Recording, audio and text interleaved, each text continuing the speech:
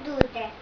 Eu, tia Tio Duda, irmã Marlene, e Dino e Rebeca. Eu aprendi samba no balé e também sapateado. E também coisa de balé, né?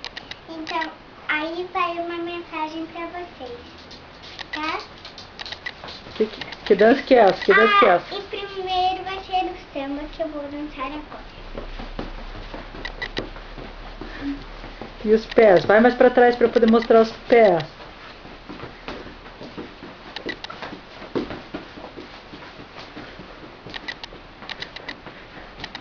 Esse é o samba, pessoal.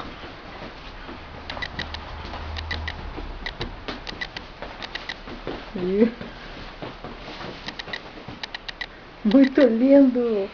Mamãe fica toda orgulhosa. Agora, eu vou dançar mais um samba pra vocês verem.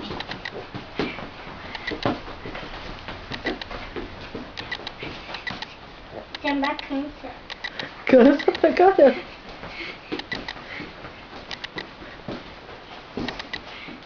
E agora vai sapateado. E o sapateado, que é mais calmo.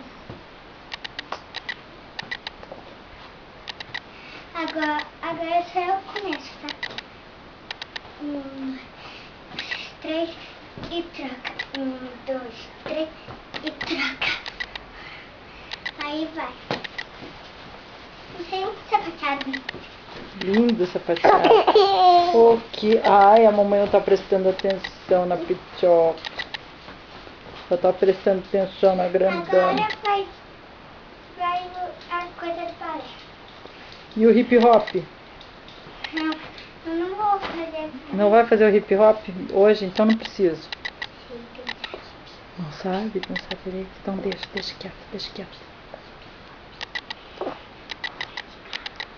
Coisa de garota eu também acho. Ai, Cissa, não atrapalha a nossa filmagem. Vai, então, agora o que você vai fazer? Balé. Então, balé.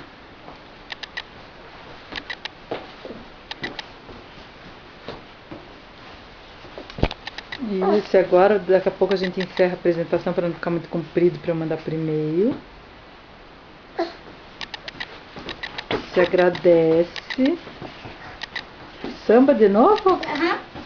Você adora sambar, né, Isa? Eu adoro sambar.